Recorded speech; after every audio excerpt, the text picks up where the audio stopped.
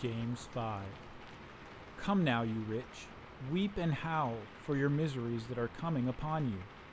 Your riches are corrupted, and your garments are moth-eaten.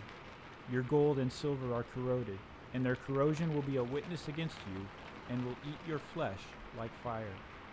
You have heaped up treasure in the last days. Indeed, the wages of the laborers who mowed your fields, which you kept back by fraud, cry out, and the cries of the reapers have reached the ears of the Lord of Sabaoth. You have lived on the earth in pleasure and luxury. You have fattened your hearts as in a day of slaughter. You have condemned, you have murdered the just. He does not resist you. Therefore, be patient, brethren, until the coming of the Lord. See how the farmer waits for the precious fruit of the earth, waiting patiently for it, until it receives the early and latter rain. You also be patient. Establish your hearts, for the coming of the Lord is at hand.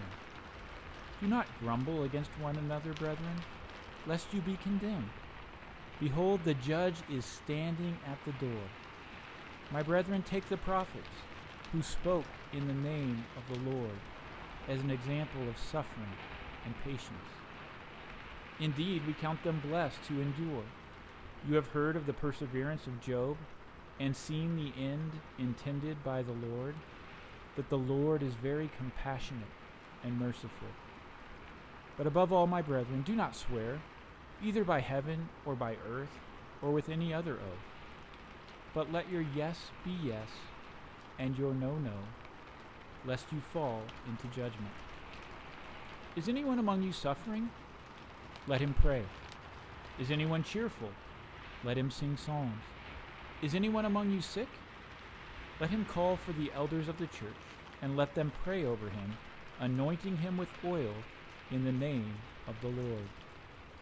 And the prayer of faith will save the sick, and the Lord will raise him up. And if he has committed sins, he will be forgiven. Confess your trespasses to one another, and pray for one another, that you may be healed. The effective, fervent prayer of a righteous man avails much. Elijah was a man with a nature like ours, and he prayed earnestly that it would not rain. And it did not rain on the land for 3 years and 6 months. And he prayed again, and the heaven gave rain, and the earth produced its fruit.